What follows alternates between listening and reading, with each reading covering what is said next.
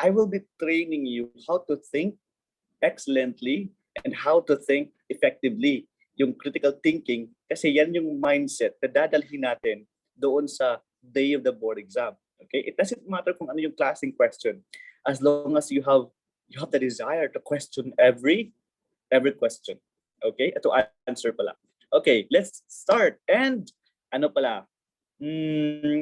This one, maybe you could answer this with all your mind and heart. I know that you have been reviewing a lot. Okay? So do your best.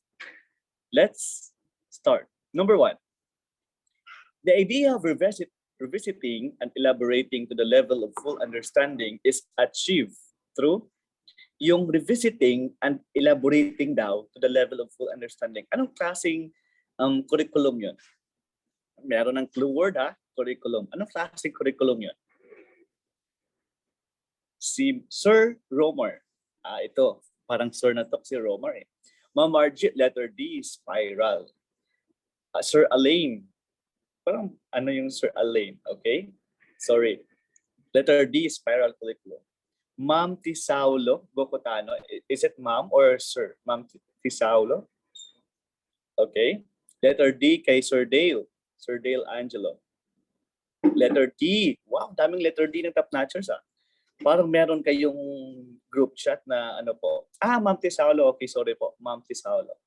Okay.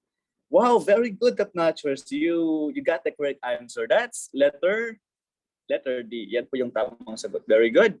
So that's letter D. Bakit letter D? Spiral curriculum. Ano ba yung kahulugan ng spiral curriculum? Ganito lang naman yun eh. Ganyan. Paikot siya. Okay? Spiral curriculum. This one, dito sa ibaba, ito yung new content. Di ba? New content. Ayan. Pag kasi dito ka na sa gitna, ito yung tinatawag nating revision. Okay, revision. Pag tumaas na naman, tinatawag natin niyang mastery. Okay? What is the example of spiral curriculum? Ano ba yung spiral curriculum? Ito yung pag-aaral ng curriculum. You presented it repeatedly but in a complex manner. Pag umangat ka na, that's the time na meron ka siyang difficulty of level. Okay? Nung nag-grade 1 ka, ano yung natutunan mo for addition? For example, nag 1 plus 1, 2 plus 2, 3 plus 3. Nung nag-grade 2 ka, ano yung ginawa mo for addition? Maybe si teacher nagbigay na ng application, di ba? Meron na siyang Mang Ben bought 2 pencils, each 3 pesos. Ganyan, meron siyang application. Nung nag-grade 3 ka, anong klaseng addition meron ka? Anong klaseng meron addition yun? Maybe you're adding fractions already, di ba?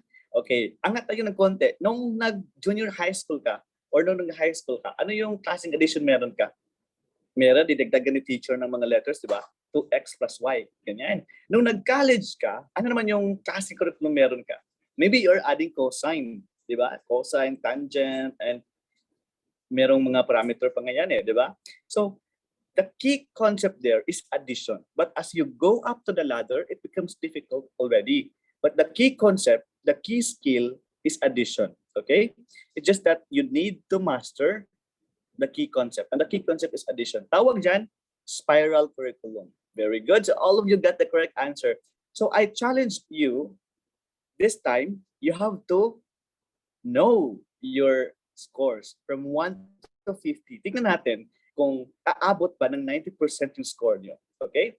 Yun yung ano ko eh, yun yung standard ko. Every time I answer, tinitingnan ko yung score ko, if it's 90% because I aim for the highest standard in review.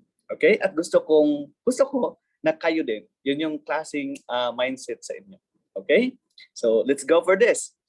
Yung letter A, ano yung letter A? Enrichment curriculum. Ito yung mga bagay na curriculum na panghasa or gusto pang lumago yung mga estudyante. Gusto ni teacher, gusto ko pa yung mahasa yung skill mo eh. Yung math skill mo eh. Kaya nga meron tayong MTAP, di ba?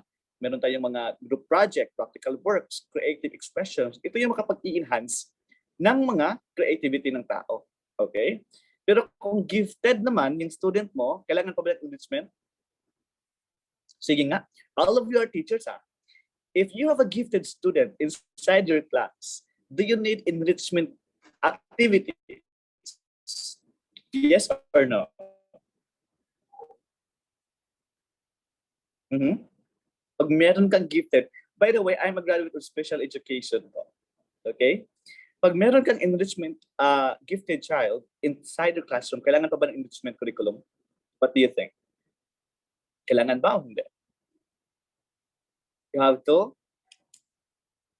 Dapat meron.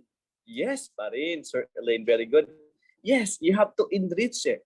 Kasi may mga bata na nabuboring dahil sa ulit-ulit na discussion ni teacher.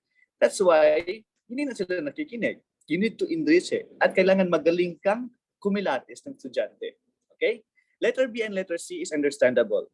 Very good. Very good. So, all of you got the correct answer.